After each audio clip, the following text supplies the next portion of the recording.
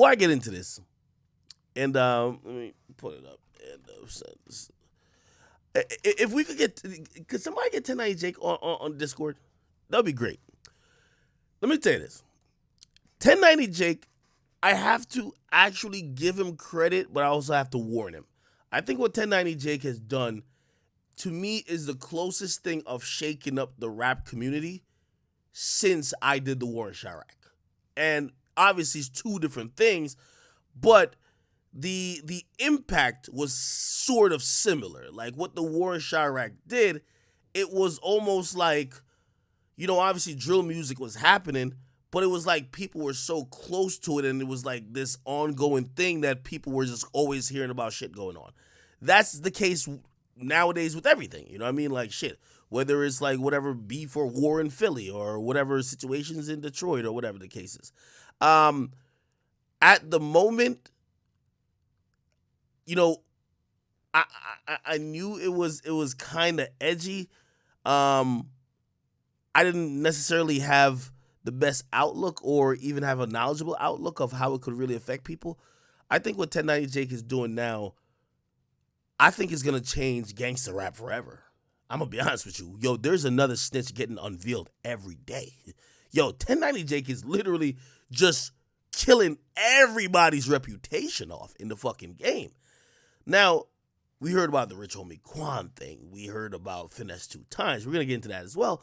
But then now we're hearing 03 Greedo. This is a guy, from what I'm hearing, this guy is just, he's like he's official to the bone gristle, okay? Except now he is supposedly exposed as being a cooperant. And, back when I was doing the War in Chirac, luckily, I wasn't in Chicago, right? But I do also want to warn 1090 Jake. I think some of these niggas about to start getting on his ass. I'm going to keep it 100 with you. Like, I think they're realizing that the power that 1090 Jake is now built up, like, he snap his finger and do a video on you, and nigga, like, I seen people today on the timeline say, I can't listen to 03 Greedo no more. I'm like, damn. You know what I mean? Like, niggas been listening for 5 years. One video come out, yeah, fuck that nigga. So anyway, I'm going to watch this video about the 03 Greedo thing, and then we're going to get into the Finesse 2 times thing afterwards. If you don't know him, he's a legendary rapper out of, the West Coast. He was locked up for a period of time. He got back out, and the streets was definitely behind him. However, this is a big indictment. So let's just open this up and see what the fuck going on. You know what I mean? Somebody said Quando Snitch 2. I think in this video, Quando didn't say anything, but we could watch this video afterwards. But check this out. Man, what's up, everybody? Welcome back to another episode of EOS. It's 1090 Jake, man. I'm rocking with y'all rocking with me. And for this video, we're going to be speaking on 03 Greedo and the new paperwork that just came to light. June 28th, 2016. It was 10:47 in the morning when a Potter County Sheriff's deputy in Texas pulled over a vehicle on the highway for a traffic violation. Approaching the passenger side door, the deputy immediately smelled burnt marijuana and realized the passenger was in the vehicle as his seat had been fully reclined. Making the driver aware he can't be in the left lane if he isn't passing other vehicles, he apologized and said he wasn't from around. The deputy pointed out multiple highway signs indicating the left lane's purpose when the passenger said, "I'm a rapper." The driver said he saw the signs but didn't know what they meant, and the rapper said, "If I was driving, I would have known." Asking the driver for his license and insurance, the passenger rapper said the car was a rental and handed over his driver's license instead of the driver. The passenger would be identified as 28-year-old Jason Jamal Jackson, who's more commonly known as the Watts rapper 03 Greedo. The deputy would ask for the vehicle's rental agreement and again ask the driver for his license, to which he was told they didn't have either. The driver would say his name is Justin, and the deputy asked him to step out of the vehicle and walk back to the patrol car to gather his information. The deputy noted both men seemed nervous, talking fast, and over each other. Justin would sit in the front seat of the deputy's vehicle as the deputy noticed Greedo climb over to the driver's seat of the rental. Justin was fully identified as Justin Scott Leader and admitted his license was suspended over tickets. He advised they were traveling from Vegas to Houston and he was helping Greedo drive. When asked how long he'd known Greedo, Justin told the deputy a couple years. He was at his auntie's house in Vegas and Greedo was supposed to do a show in Vegas, and he came with him to Houston so he wouldn't have to be by himself. But Justin would state they both lived in California. The deputy didn't think the story made any sense, and a criminal search showed Greedo has an extensive criminal history for weapons-related offenses. Justin was calm, but his speech was rapid, and the deputy had to have him repeat things several times in order to write them down. When asked where he rented the car, Justin said, "I'm not sure." When asked who rented the car, Justin said, "You gotta ask him, I'm not even sure." Justin became restless as the deputy asked questions about their travel and the rental car.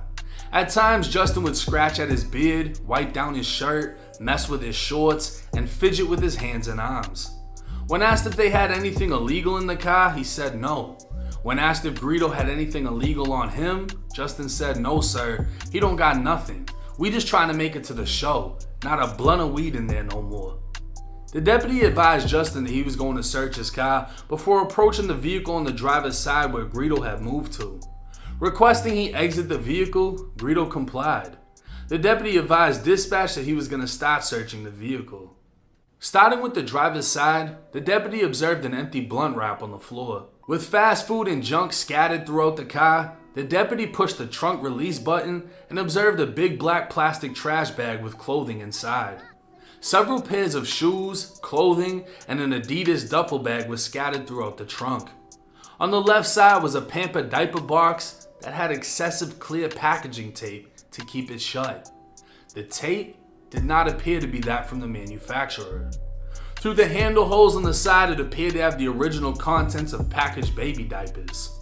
Noticing the clothes in the trunk were damp with laundry detergent, the deputy returned to his patrol unit and put on latex gloves. Returning to the trunk, he removed the trash bag onto the floor and examined the contents further. Reaching in and grabbing the Pamper diaper box, he cut the heavily taped top portion. He saw 2 packs of diapers inside, with one already open and barely any diapers left in it. When he took the pack out, he then saw a brown paper bag, and inside of that was multicolored plastic bags with clear Ziploc bags inside of them. Moving the bags aside, the deputy then saw large crystallized rocks. Realizing he just found a stash of meth, the deputy drew his weapon, telling Greedo to get on the ground while yelling at Justin to put his hands up. Backup arrived and the 2 men were placed in cuffs as a total of 4.2 pounds of meth was removed from the Pamper box, along with 2 stolen handguns that were found hidden in the center console of the vehicle. While inside of the back of the deputy's patrol car, 03 Greedo was recorded saying, "Damn bro, we slipped up. We fucked up really, but we can't talk in here. We messed it up." The 2 men would then be transported for an interview with the DEA. Special Agent Reese would interview the 2 men, and following Miranda, 03 Greedo would state he was being paid $3,000 to drive with Justin from California to Houston, and that he didn't know there was meth in the vehicle. He'd state he felt there was something illegal taking place, but didn't want to know the details. Agents attempted to speak with Justin, but following Miranda, he would not give any information regarding the meth and requested a lawyer. Both men would be arrested and charged with possessing roughly $80,000 worth of meth, while Greedo was also charged with possession of a firearm by a convicted felon. 03 Greedo would be sentenced in 2018 to 20 years in prison, but would be free on parole in only 4 years. Not only did Greedo make an incriminating comment in the back of a recorded police car while telling his co-defendant they couldn't speak there, he essentially threw his co-defendant under the bus after telling a DEA agent he was being paid to travel with his co-defendant and felt something illegal was going on.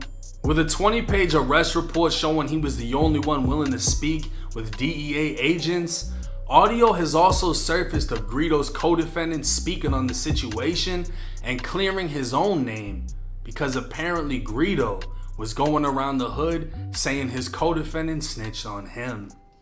You gangster rap. How you say some weird shit like that? What do you say? The police asked him something and he was just like, I don't know. I got in the car with my friend, but I felt like something illegal was going on. I felt like it was something in there because I know him and I know how he is, but I didn't know about nothing. Hey, look how a nigga put that on my neck. Yo, niggas looking at me sideways. What if you niggas would have wanted to jump the ship and do something to a nigga? Like, think about that. You gotta know the lifestyle we living, bro, and the niggas we dealing with, and the shit we talk about and put out there out our lifestyle. So why would you put that out there? What if I would have really got my head knocked back, bro? Now keep in mind, I myself did not find this paperwork.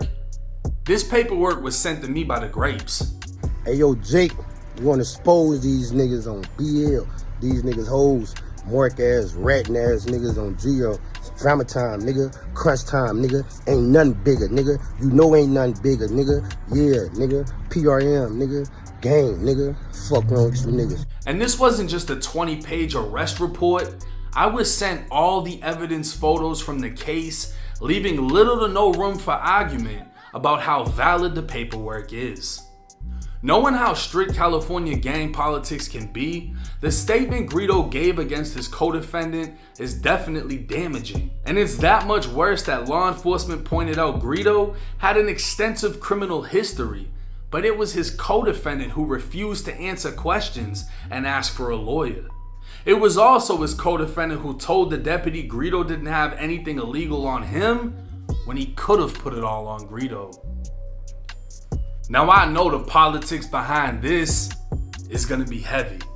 You're gonna have people leaning one way, you're gonna have people leaning another way, right? How I look at it is this. Everyone on the internet has their own definition of snitching. People are gonna say, oh, he didn't snitch. Snitching is when two people go and commit a crime together and then one person tells on the other, If we take that, right, that example right there, they were pulled over.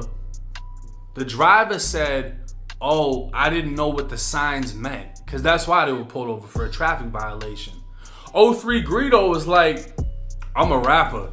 If I was driving, I would have known what the signs meant.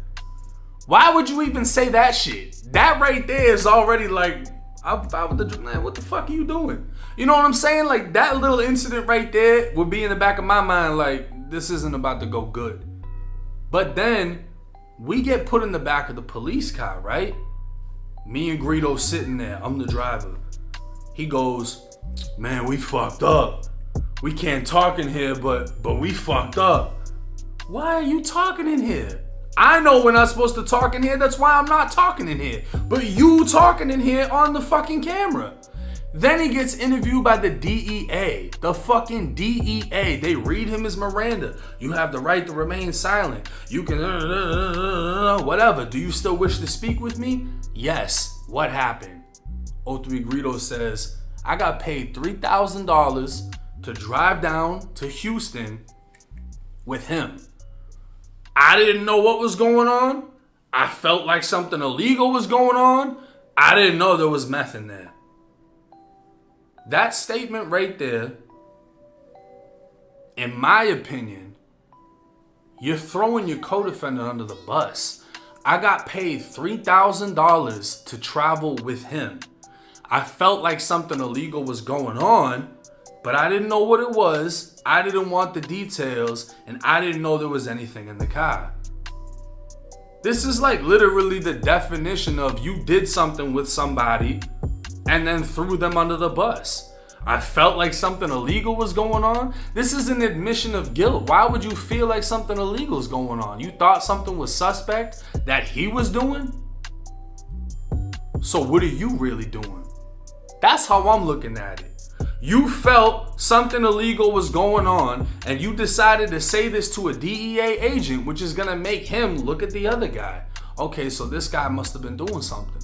This guy must have whatever. Come to find out there's fucking 80K worth of meth and 2 guns in the center console. But see, I don't have to be the politician. I'm just the YouTuber. California politics, they're gonna politic themselves. And they got some of the strictest politics. I don't think you're supposed to give any fucking statement.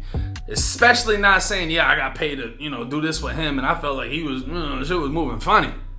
Shit doesn't look good. Let me know y'all's thoughts and comments in the comment section. I mean, we got to hear the co-defendant's thoughts on this. And once again, this is a rapper. We don't know if they're cool to this day. We don't know if, man, I'm gonna just let that shit slide, bro. It ain't that serious. We both did our time for this shit. We just gonna go back to getting this money. We don't know what the situation is of the relationship between them. But we heard the audio of the co-defendant feeling exactly how I feel. Why the fuck would you say something like that? That's crazy. Now, regardless of whether or not that statement was used against the co-defendant to punish him further, or the co-defendant felt like he couldn't do nothing but plea out because of that statement, homie, you wasn't supposed to give the statement. That's really what it comes down to. But let me know y'all's thoughts and comments in the comment section. Yeah, I tell y'all, man, this snitching shit's so stupid. So let me get this straight.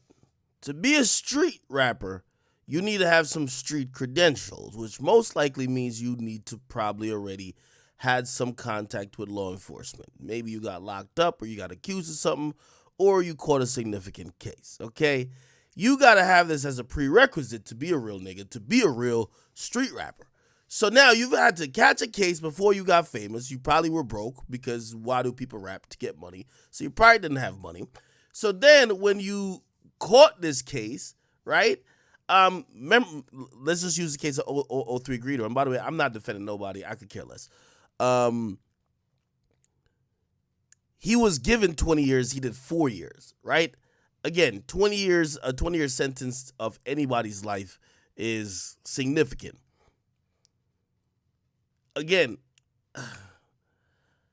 maybe I'm just too liberal, or just, again, I'm just not from the streets. And again, my opinion don't really matter. Unless that nigga gave a name,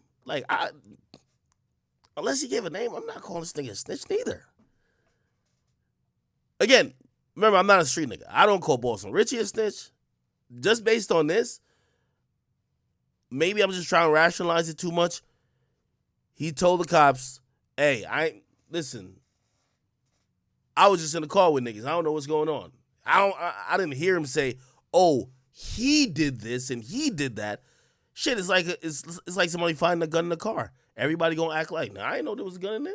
Nah, I just happened in there. Anyway, it does look bad, that line where he allegedly says, what he says? He says, I knew something illegal was going on. Yeah, that sounds wild.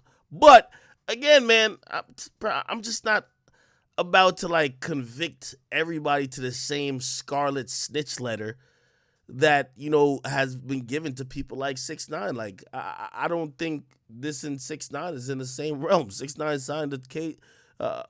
He got it's not K2. What's it called again? 5K. He got a 5K1 letter by the prosecutor because he got up on the stand and cooperated. I just think it's different levels to it. Now, is it dry snitching? Is it, you said too much, you should have shut the fuck up? Probably that. Does that mean his career should be over? Now, granted, 1090 Jake never says that, don't support this guy. He just tells you what he finds as the objective facts. But, there are ramifications in hip-hop. And I look at it and I'm like, man, I think if y'all like 03 Greedo before, y'all should still support him. Why would y'all not support him? What's the thing? Anyway, I didn't get to play this as well. I'm going to play this Whack 100 thing afterwards. But 03 Greedo did respond to the 1090 Jake video in a sense, and this is what he said. Hold on. What he said? I want you bitch ass niggas to know, I did 5. Nobody else did nothing off this conviction, this time, whatever y'all calling it. Let's be clear. My hood ain't mad at me.